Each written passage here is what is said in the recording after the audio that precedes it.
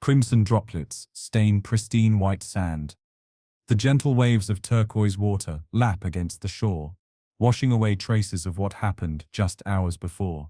A ceremonial dagger lies partially buried, its ornate handle catching the first light of dawn. Paradise has become a nightmare. What turns paradise into a crime scene? The island of Bora Bora, with its overwater bungalows and crystal-clear lagoons, represents the ultimate escape for the wealthy. But on that fateful night, as stars glittered overhead and palm trees swayed in the tropical breeze, something shattered the perfect facade. Have you ever suspected someone was hiding a devastating secret? That feeling in your gut when smiles seem forced and explanations do not quite add up? For one bride, what began as fleeting suspicion transformed into horrifying certainty. Her honeymoon, meant to be filled with champagne toasts and sunset cruises, instead revealed the darkest corners of human relationships. Today we explore how a luxury honeymoon became a deadly trap. 3 people arrived in paradise, each carrying hidden motives and dangerous desires. The Dubai millionaire Rashid Al Farouk brought wealth, charm, and influence. His new bride, Amina, brought hopes and dreams. And somewhere in the shadows lurked Layla Zain, a woman whose presence would tear everything apart. Blood on white sand, a dagger where it should not be, a bride in tears, a millionaire with secrets. What would drive a newlywed to murder in paradise? The answer lies in a twisted web of passion, betrayal, and rage that even the most beautiful place on earth could not contain. If you want to discover how this deadly love triangle collapsed into bloodshed, make sure you like this video right now and subscribe to Criminal Mind Cortex. Turn on notifications so you never miss the truth behind the perfect facade. Now, let us begin our journey into the heart of deception. Rashid Al Farouk represented power incarnate.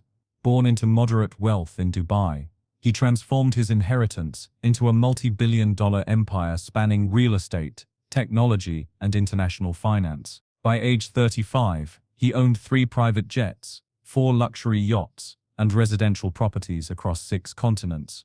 His reputation preceded him, brilliant, ruthless, and charismatic. Business magazines featured his bold acquisitions, while social pages documented his appearances at exclusive galas.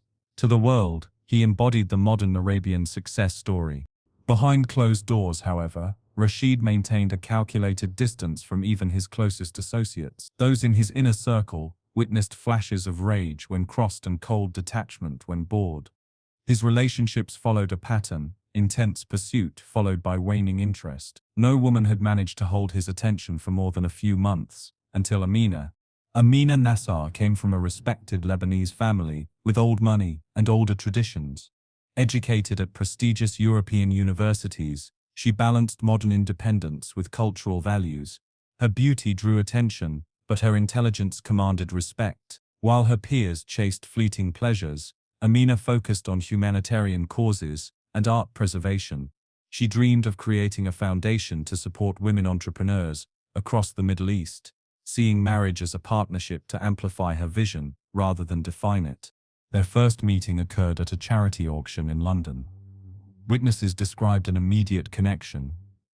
Rashid abandoning his typical crowd to spend hours in conversation with the captivating Amina. What followed became tabloid legend: helicopter rides to private dinners, rare flowers delivered daily, spontaneous weekends in Venice and Paris. He proposed after just 2 months with a 20-carat diamond that required its own security detail. Their wedding transformed Dubai into a spectacle of excess and elegance. 600 guests, including royalty and celebrities, watched as the couple exchanged vows beneath arches of imported white orchids. Social media exploded with images of their perfect union.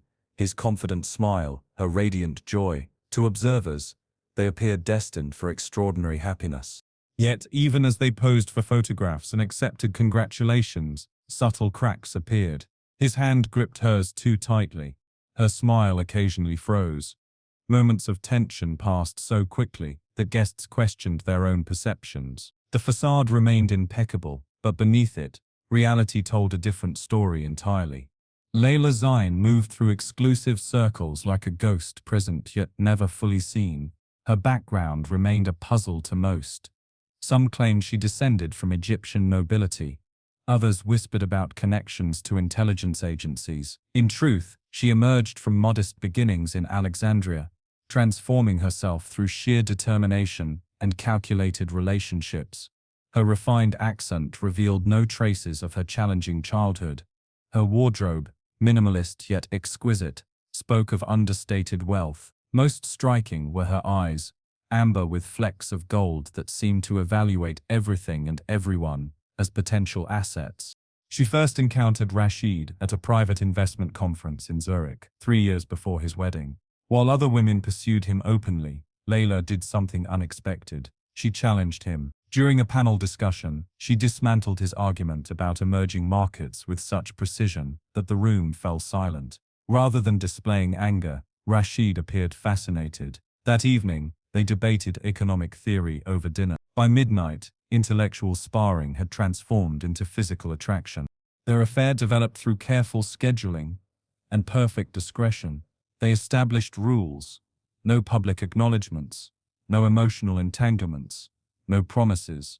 For Rashid, Layla represented something rare, an equal who demanded nothing beyond the moment. Their relationship existed in luxury hotel suites and remote villas, disappearing when inconvenient and resuming without questions.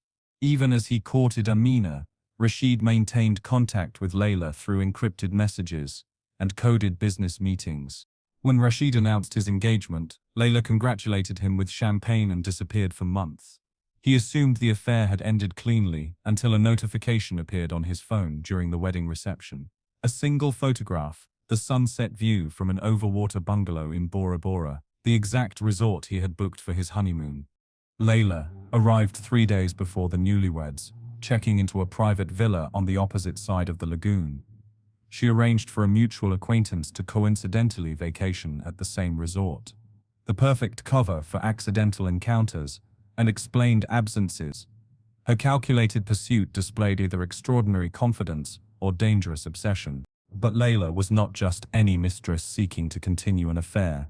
Her presence in Bora Bora served a far more complex purpose, one connected to financial transactions, missing documents and information worth killing to protect. The romantic entanglement masked something that threatened everything Rashid had built, something Amina would soon discover with devastating consequences. The Le Méridien Bora Bora welcomed the Al Farouks with choreographed perfection. Their overwater bungalow extended above crystalline waters so clear that tropical fish cast moving shadows on the white sand below. Floor-to-ceiling windows framed Mount Otomanu, its volcanic peak rising majestically against cloudless blue skies. The private deck featured an infinity pool that seemed to merge with the horizon. Inside, handcrafted Polynesian art complemented modern luxuries. A king-sized bed draped in fine linens, a bathroom larger than most apartments, and technology that anticipated every desire before it formed. The first 3 days unfolded according to plan. They snorkeled among coral gardens, enjoyed private dinners with sand between their toes, and toasted their future beneath constellations that appeared close enough to touch. Amina began to believe that marriage had truly changed Rashid, until the 4th morning. She woke to find him missing. The resort staff mentioned seeing him board the private launch at 5 that morning, explaining he had arranged an exclusive fishing expedition. Yet when he returned that afternoon, his hands showed no evidence of fishing. His manicure remained flawless, his skin unblemished by sun. That night, his phone chimed repeatedly, each time he stepped onto the deck to answer, speaking in hushed tones barely audible above the gentle waves. By day 6, Rashid had developed a pattern. He disappeared for hours, claiming various activities: deep-sea fishing, business calls, meetings with the resort manager about special arrangements. Each explanation came with excessive details yet lacked substance.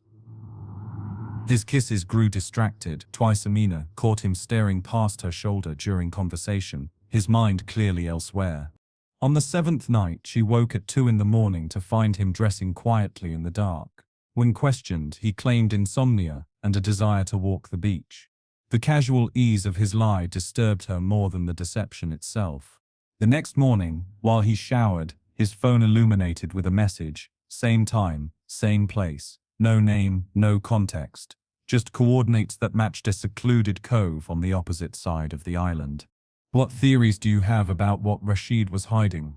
Comment below with your thoughts.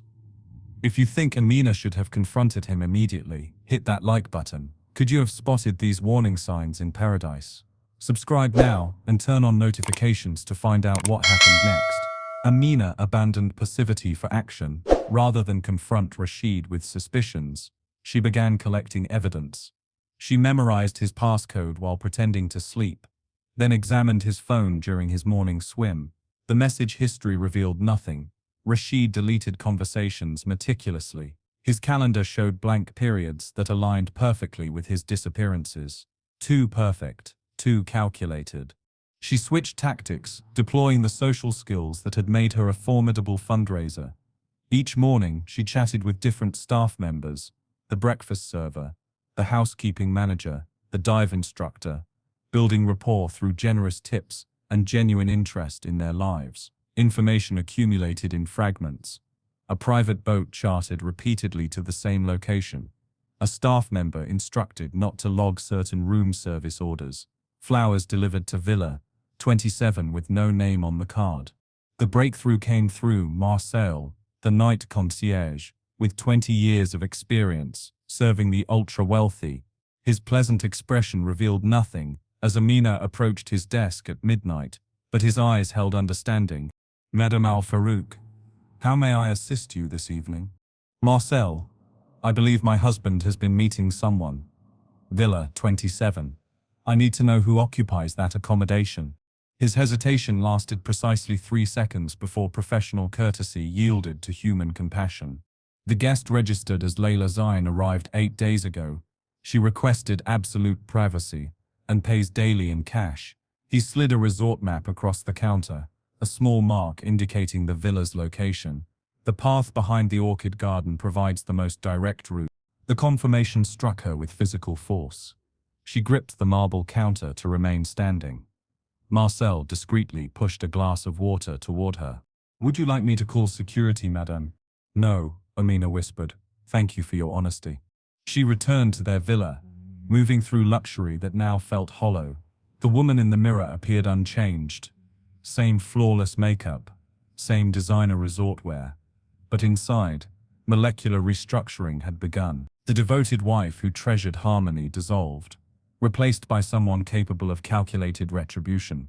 That night, she removed her wedding ring, placing it beside the bed. By morning, her plan had formed. No tears remained. Only cold determination occupied the space where love had lived, just days before. The weather transformed suddenly that evening, as if nature itself anticipated the coming storm. Dark clouds gathered over Bora Bora, unusual for the season. Wind whipped through palm trees, and rain fell in heavy sheets across the resort. Most guests retreated to their villas, ordering room service and watching the tempest from behind glass doors. The conditions provided perfect cover. Amina dressed carefully, linen pants and a lightweight jacket with deep pockets. She tucked her hair beneath a resort cap and waited until lightning flashed across the sky before slipping out. Security cameras would capture only a blurred figure moving purposefully through the downpour. The orchid garden path remained empty, staff having abandoned their posts during the unexpected deluge. Villa 27 stood isolated at the end of a wooden walkway, its lights glowing golden against the grey curtain of rain. Amina knocked firmly. When Layla opened the door, surprise flickered across her face before composure returned. Amina, this is unexpected. Layla stepped back, allowing entry. Does Rashid know you are here? We both know he does not. Amina moved inside, noting the champagne chilling in an ice bucket. 2 glasses. He will arrive soon? I do not know what you mean. Layla closed the door against the wind. I am here alone on business. Your business is my husband. The confrontation escalated rapidly. Layla abandoned pretense, admitting the affair but defending it with cold logic. He was mine before he was yours. The wedding changed nothing. He followed us to our honeymoon. He invited me. Each revelation landed like physical blows. Amina discovered the affair had never paused, not during the engagement, not during the wedding. Layla described intimate details of recent encounters, each word precise and cutting. He will never belong completely to either of us, Layla said, pouring champagne into one glass. You have his name. I have his passion. An arrangement that benefits everyone. On the villa's central table sat a display of cultural artifacts, part of the resort's authentic Polynesian experience. Among them, a ceremonial dagger caught the light, its handle carved from whalebone, its blade gleaming obsidian, symbolic, meant for display only, yet sharpened to historical accuracy. When Layla turned away, Amina's hand closed around the dagger. The weight felt substantial, decisive. Did he tell you about the foundation? Our plans to help women across the Middle East? Amina asked, voice trembling. A public relations exercise. Nothing more. Something broke within Amina, the final thread of restraint. The dagger moved almost of its own accord. One moment it rested in her hand, the next it embedded in Layla's chest. No dramatic struggle, no prolonged fight, just a swift, terrible movement, fueled by betrayal. Layla's eyes widened in shock.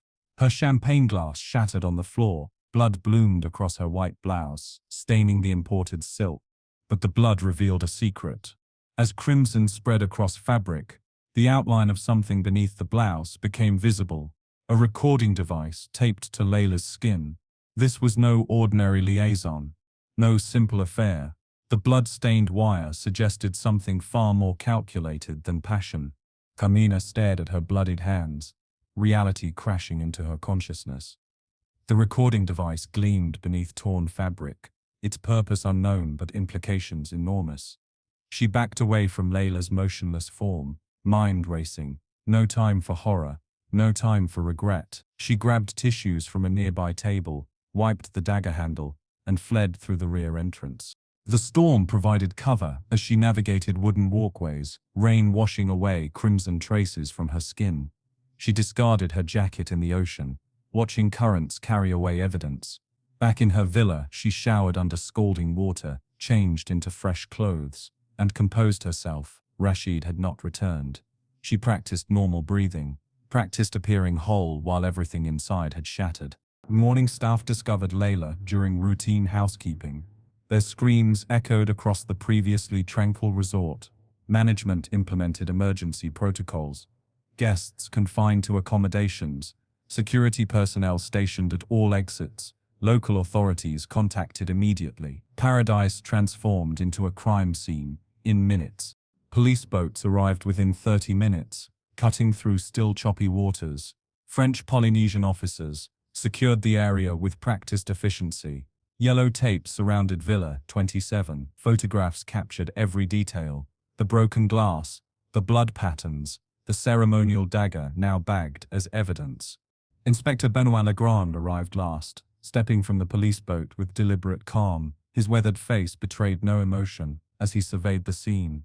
Unlike his colleagues in tropical uniforms, he wore a crisp linen suit, despite the humidity. His reputation preceded him, methodical, relentless, incorruptible. He had investigated cases across French territories for 20 years, specializing in crimes involving international travelers.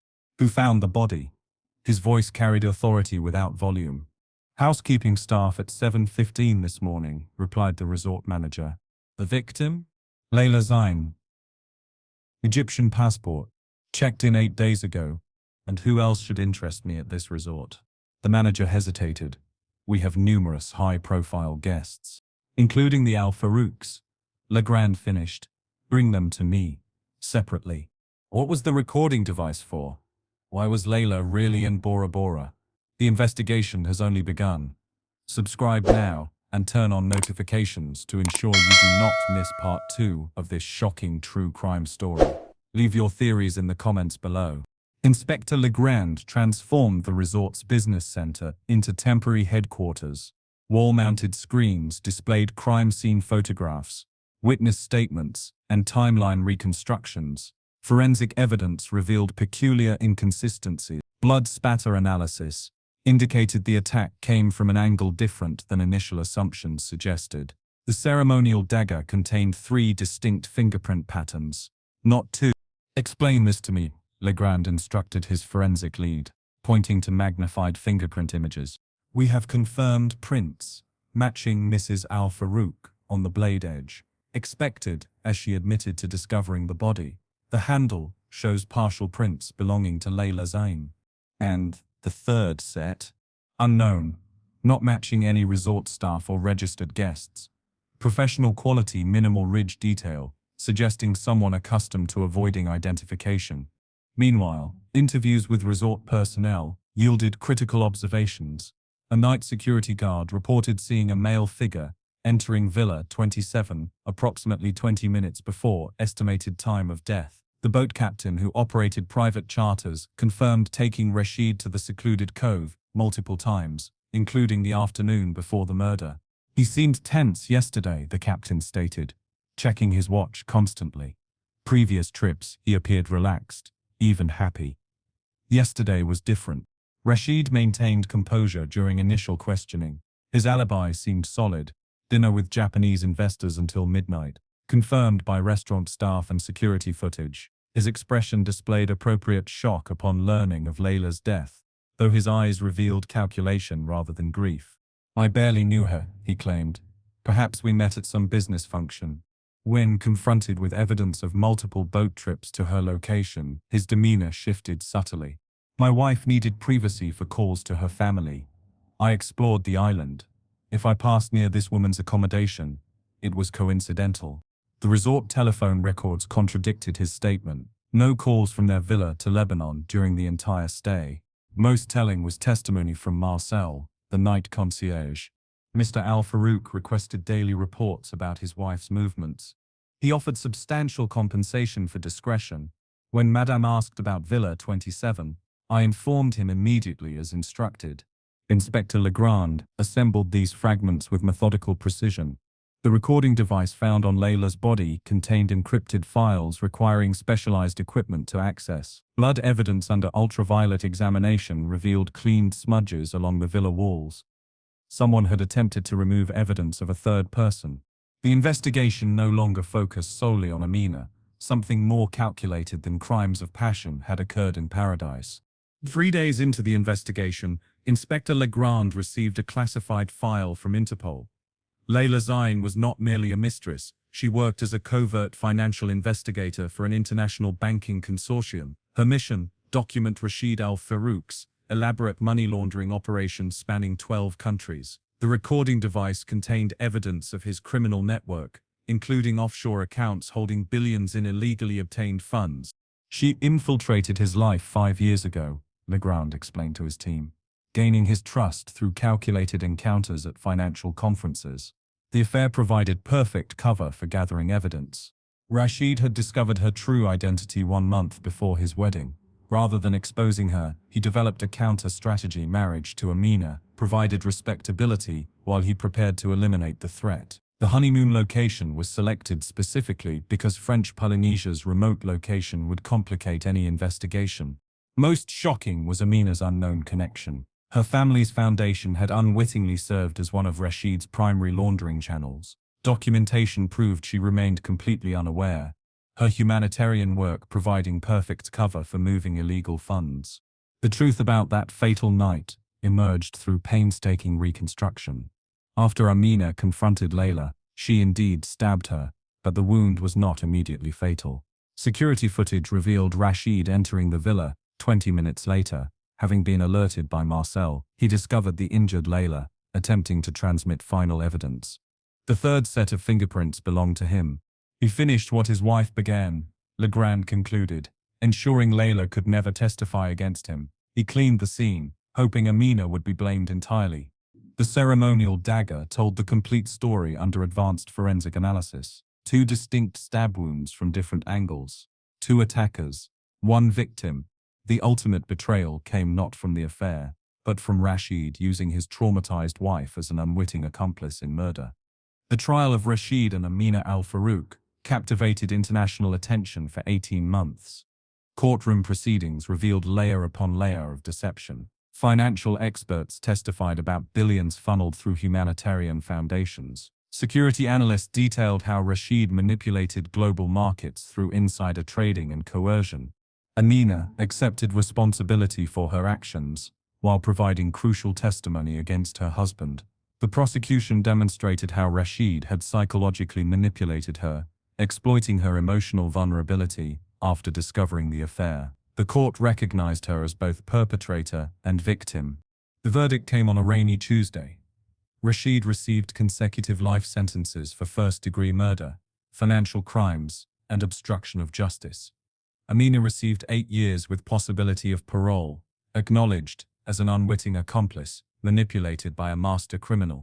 Media coverage transformed from sensationalist headlines about a love triangle to serious examinations of financial crime. Documentaries explored how powerful men weaponize relationships. Books analyzed the psychological patterns of coercive control. What began as tabloid fodder evolved into criminal justice case studies.